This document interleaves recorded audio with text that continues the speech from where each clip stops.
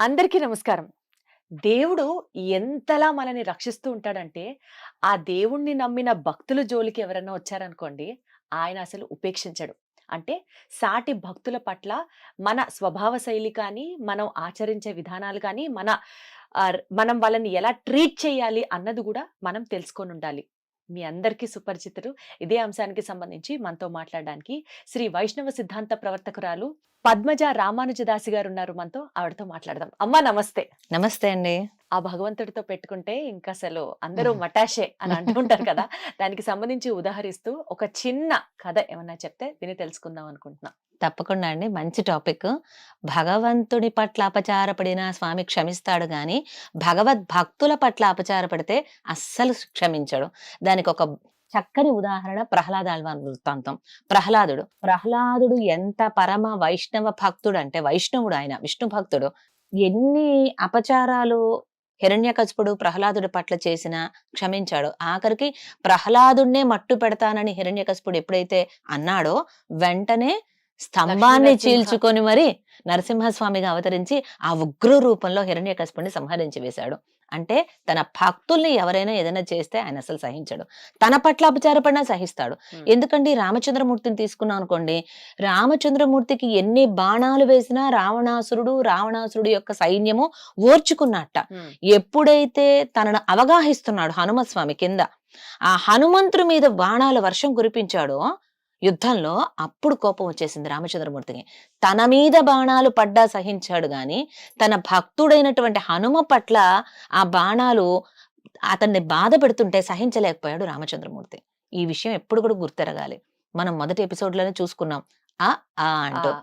అచ్యుతుడు, అలాగే ఆచార్యుడి వైభవం తెలుసుకున్నాం. ఈరోజు గుణింతాలు తెలుసుకుందాం. భ, భ. హ్మ్. భగవంతుడు, భగవంతుడినే నమ్ముకున్నటువంటి భగవద్భక్తులైన భాగవతులు. హ్మ్. జ్ఞాన, భక్తి, వీర్య, తేజస్సులు అంటూ కొన్ని గుణాలున్నాయి భగవంతునికి. అటువంటి గుణ సముదాయం. భగవంతుడు సకల కళ్యాణ గుణాకరుడు. ఆయనలో వాత్సల్యము, స్వామిత్వము, సౌశీల్యము, సౌలభ్యము, జ్ఞానము, శక్తి ఇత్యాది అనేక కళ్యాణ గుణాలున్నాయి. అంత గుణములున్నటువంటి స్వామి అండి తన భక్తుల్ని ఎవరైనా ఏమన్నా అంటే మాత్రం క్షమించలేడు. ఆ వాత్సల్య గుణం ఆయన చూపించలేడు. తన పట్ల అపచారపడినా క్షమిస్తాడు. హ్మ్. దీనికి ఒక చక్కని ఉదాహరణ ఏంటంటే, ఒకసారి విశ్వామిత్ర మహర్షి ఎంత గొప్పవాడో అందరికీ తెలిసిందే. అదే సమయంలో ఆయనకి కించిత్ కోపం కూడా ఉంటుంది. హ్మ్. ఆయన దగ్గర గాలవుడు అని ఒక శిష్యుడు ఉండేవాడు. హ్మ్. సకల విద్యలు నేర్చుకున్నాడు విశ్వామిత్రుడు మహర్షి దగ్గర. అయితే విశ్వామిత్ర మహర్షి దగ్గర మొత్తం విద్యను అభ్యసించేసిన తర్వాత ఈ గాలవుడు, స్వామి ఊరికినే విద్య అబ్బదు కదా, నేను గురుదక్షిణగా మీకు ఏదైనా సమర్పించుకుంటాను అంటూ ప్రార్థించాడు. విశ్వామిత్రుడు మహర్షి వారు అన్నారు, నాకేం అవసరం లేదయ్యా అన్నారు. లేదు, నేను ఏదైనా ఇవ్వాల్సిందే అంటూ నిర్బంధం చేశాడు. నేను, నాది అన్న అహంకారం, మమకారం ఇంకా వీరికి పోలేదు. వీరికి ఎలా అయినా బుద్ధి చెప్పాలనుకొని విశ్వామిత్ర మహర్షి, సరే గాలవా, నువ్వు నాకు సమర్పిస్తానంటున్నావు కదా, 800 గుర్రాలివ్వు. హ్మ్. ఎలా ఉండాలి? ఒక చెవి మాత్రం నల్లగుండాలి. మిగతా గుర్రం అంతా ఏ మచ్చ లేకుండా తెల్లగా ఉండాలి. అటువంటి గుర్రాలు 800 తీసుకొచ్చి నాకివ్వు అని విశ్వామిత్ర మహర్షి గాలవుడికి ఆదేశం చేస్తాడు.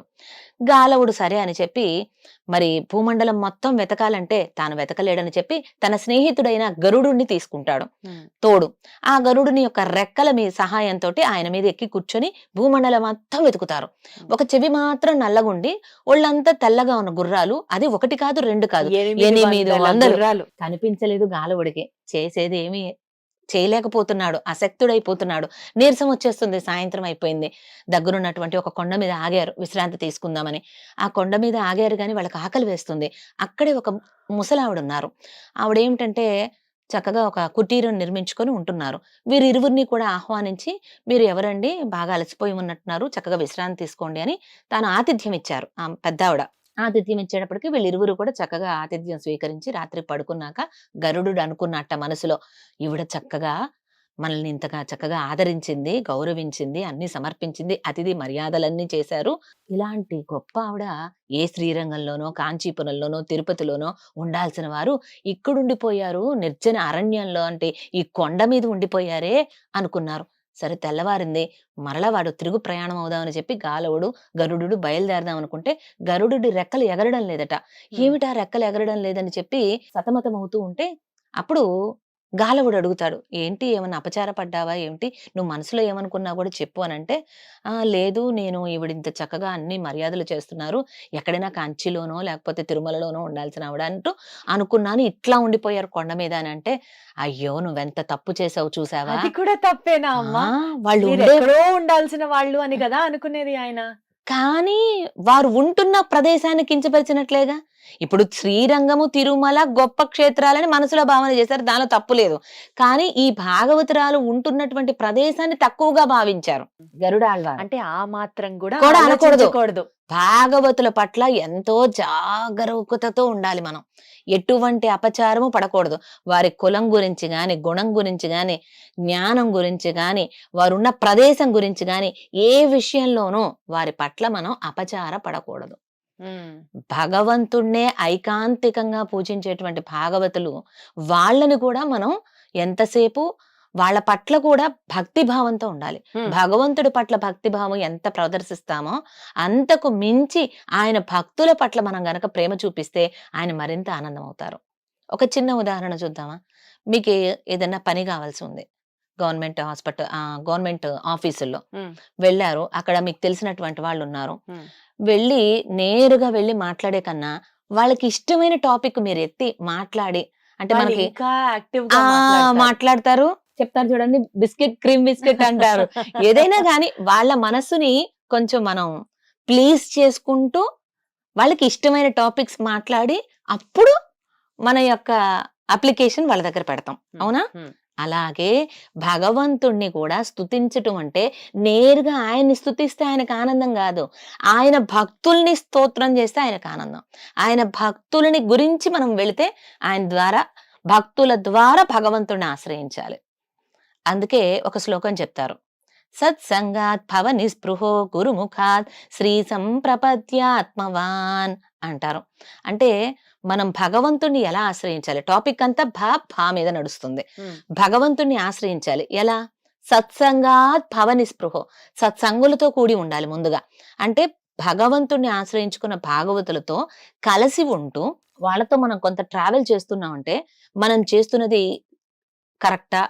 తప్పా? ఇలాంటివన్నీ కొంత మనకి అవగతం అవుతూ ఉంటాయి. హ్మ్. ఎలా నడుచుకోవాలని తెలుస్తూ ఉంటుంది. పెద్దల దగ్గర ఎలా ప్రవర్తించాలో తెలుస్తుంది. వాళ్ళ దగ్గర ఎలా మర్యాదతో ఉండాలో తెలుస్తుంది. ఆ తర్వాత ఒక ఆచార్యుని ఆశ్రయించి అతని పురుషికారంతో అంటే సిఫారసు. హ్మ్. అతని పురుషికారంతో అమ్మను ఆశ్రయించి, అమ్మను ముందుంచుకొని స్వామిని ఆశ్రయించాలి. ఇది ఒక ప్రొసీజర్. ఇది step procedure. By step procedure. Exactly. హ్మ్. ఫస్ట్ స్టెప్ భాగవతులేనండి. హ్మ్. మనం భగవంతుడిని చేరుకోవాలంటే ముందుగా భాగవతులు. ఇక్కడ మనం భాగవతులనే తీసుకోవాలా అమ్మా? లేకపోతే మన చుట్టూ ఉన్న మనుషులందరినీ గూడా అంతే భక్తితో ట్రీట్ చేయాలి. ఎవ్వరిని తప్పకుండా. కించపరచకూడదు. ఎవ్వరిని మనం బాధ పెట్టకూడదు. అందరిని ప్రేమగా అవును. చూసుకోవాలి. ఇవన్నీ అన్నీ వర్తిస్తాయా? కేవలం ఓన్లీ ఆ భగవంతుడి భక్తులకి మాత్రమే వర్తిస్తాయా ఇవన్నీ? లేదండి. మీరన్నది చాలా మంచి పాయింట్. అందరిలోనూ భగవంతుడు అంతర్యామిగా ఉంటాడు.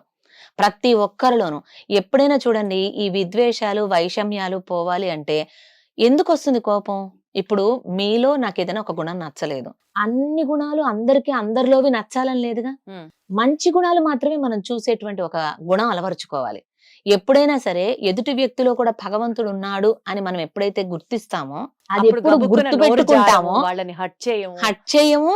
వాళ్ళ పట్ల దోషం కలిగే విధంగా మనం ప్రవర్తించం. హ్మ్. కాబట్టి ప్రతి ఒక్కరిలోనూ భగవంతుడున్నాడు. విశేషించి భక్తుల పట్ల అపచార పడకూడదు. హ్మ్. అందరిని గౌరవించాలి. అందరిలోనూ పరమాత్మ వేంచేసి ఉన్నాడు అన్న విషయం మనం ఎప్పుడు కూడా గుర్తుపెట్టుకోవాలి. ఇందాక మీరు చెప్పిన కథలో నాకొక చిన్న డౌటు. చెప్పండమ్మా. విశ్వామిత్రుడి శిష్యుడు గాలవుడు గాలవుడు.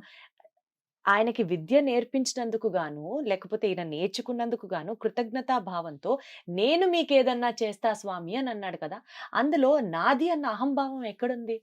ఆయన నేను మీకేదన్నా చేస్తాను అన్నది ఒక సబ్మిషనే కదా!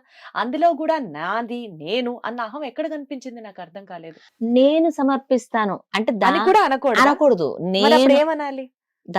మీ దగ్గర విద్యను అభ్యసించినందుకు గాను మీకేదైనా సేవ చేసుకునే భాగ్యాన్ని ఇవ్వండి స్వామి. వారిని ప్రార్థన చేసి మనం అడగాలి. ఆ! నేను మీకిస్తాను అంటే అదేది నేను అహంకారం. మీకిస్తాను కాదు. నేను అన్నది అంటే చాలు. నేను అహంకారం. నాది మమకారం. ఈ 2 ఉండకూడదు. నాది ఎప్పుడైనా సరే. మమకారం. మమకారం. నాది అని అంటాం. ఏమిటా నాది? ఈ శరీరంతో వచ్చేటువంటి బంధువులు లేదా గృహ దారా పుత్ర గృహ ఆరామ క్షేత్రాలు అంటారు. దార అంటే భార్య, గృహం అంటే ఇల్లు, పుత్రులు అంటే పిల్లలు, ఆరామ క్షేత్రాలు అంటే ఇక పొలాలని అవని ఇవని. ఇవన్నీ నేను నాది అని ఉన్న నాళ్ళు మనం ఎంతో దీనికోసం చాలా స్ట్రగుల్ అవుతూ ఉంటాం. ఏదో సంపాదించాలి, ఏదో వెనకేసేయాలని. వీటిట్లో ఏ ఒక్కటన్నా మనం తీసుకువెళ్తామా వెళ్ళేటప్పుడు? ఒక్కటి కూడా తీసుకెళ్ళాం. అప్పుడు అవన్నీ ఎవరివవుతాయి? భగవంతుడివి అవుతాయి. శరీరంతో వచ్చినటువంటి సంబంధాలు. భగవంతుడివే కోర్స్ కాదన్ను. శరీరం పడిపోయిన తర్వాత వాటికి ఏది విలువ లేదు. ఈ జీవుడు మాత్రమే ఎప్పుడు నిత్యమైనటువంటి వాడు. శరీరం అశాశ్వతం, లోపలుండే ఆత్మ శాశ్వతం. ఈ ఆత్మ ఉజ్జీవనం పొందాలి అంటే ఎప్పుడూ కూడా ఈ లౌకికమైన మెటీరియలిస్టిక్ వరల్డ్ కి సంబంధించినటువంటివన్నీ కూడా ఎలా ఉండాలంటే పద్మపత్ర మివాంభస అంటారు. తామరాకు తెలుసు కదండి, దాని మీద నీటి బొట్లు నిలుస్తాయా? లేదు, అస్సలు ఉండవు. తను ఉండేది ఎక్కడ? తామర నీటిలో ఉంటుంది. నీటిలో ఉంటుంది, విశేషించి బురదలో ఉంటుంది, పంకంలో ఉంటుంది. బురదలోనే ఉన్న తామర ఆ బురద తనకి ఏమాత్రం అంటకుండా పవిత్రమైన సూర్యకిరణాలే ఆలంబనగా చేసుకొని వికసిస్తుంది. నీళ్లలో ఉండడం వల్ల వికసించదు, సూర్యుడు వచ్చినప్పుడు వికసిస్తుంది. సూర్యాస్తమయం అప్పుడు ముడుచుకుపోతుంది, మళ్ళీ సూర్యోదయం అయినప్పుడు అదే కలువ వికసిస్తుంది. అంటే తాను బురదలోనే ఉన్నా ఆ బురద తనకు అంటకుండా పవిత్రంగా ఉన్నది కలువ పుష్పం. అలాగే ఈ సంసారంలోనే ఉన్నా మనం ఈ సంసారంలో ఉండేటువంటి రాగద్వేషాలు మనకు అంటకుండా ఉండాలి అంటే తామరాకు మీద నీటి బొట్టులాగా ఉండాలి. ఈ అహంకారం, మమకారం ఇవన్నీ చూపించకూడదు. ఉండాలి ఎంతవరకు? మనం మనసుకు తీసుకోకూడదు ఏది కూడా. దానికోసమే ఇక ఎంతటికన్నా తెగించి ఈ ఆస్తి నిలుపుకోవాలని, పిల్లల కోసం ఎక్కువ మమకారం. ఆ పిల్లలు ఎవరైనా వస్తారా మనతో పాటు? ఈ ఆస్తులు ఏమన్నా వస్తాయా మనతో పాటు? ఒక డబ్బులు గాని, నగలు గాని ఏమైనా మనతో పాటు వస్తాయా? అందుకనే ఒక రాజుగారు తను పోతూ 2 చేతులు బయటకు పెట్టించి ఎంప్టీ హ్యాండ్స్, అప్పుడు తనని కూర్చిపెట్టమని చెప్పారు. గుర్తుందా మీకు ఆ విశేషం? తెలీదండి నాకు. 2 చేతులు వాళ్ళకి బాక్సులు పెడతారు కదా, ఆ బాక్స్ కి 2 రంధ్రాలు చేసి 2 చేతులు బయటకు పెట్టి ఎంప్టీ హ్యాండ్స్ మాత్రం కనిపించేలాగా తనని పూడ్చిపెట్టమని చెప్పారు. ఎందుకు అంటే వచ్చేది ఖాళీ చేతులతో, రిక్తహస్తాలతో, వెళ్ళేది రిక్తహస్తాలతో. మన కూడా ఏమీ తీసుకువెళ్ళాం. ఈ ఉన్ననాళ్ళు భగవంతుణ్ణి, భగవద్భక్తుల్ని గౌరవిస్తూ ఆ స్వామి పట్ల మనం ప్రత్యేకమైనటువంటి భక్తి భావనను చూపిస్తూ నడుచుకోవాలి. ఇది కదా, ఇలా కదా మనం ఉండాలి అనిపించేలాగా ఉన్నాయి ఇవాళ మీరు చెప్పిన మాటలు. మొదటిది నేను, నాది అన్న అహం ఉండకూడదు. రెండవది సాటి మనిషిని చాలా ప్రేమగా, వారిలో కూడా భగవంతుడు ఉన్నాడు అన్నే నమ్మి మనం ప్రవర్తించాలి. సో ఈ స్టోరీ లేకపోతే ఇవాల్టి మన ఈ టాపిక్ నుంచి 2 గివ్ అవేస్, 2 టేక్ అవేస్, ఈ 2 పాయింట్స్. భగవద్భక్తుల పట్ల అపచారపడకూడదు. అదే ఎవరి పట్ల అపచారపడకూడదు. మరి ముఖ్యంగా భగవద్భక్తుల పట్ల ఆయన కోపం వస్తుంది. ఆయన కోపం వస్తుంది. అప్పుడు మనం కొంచెం జాగ్రత్తగా ఉంటాం. థ్యాంక్స్ అమ్మ.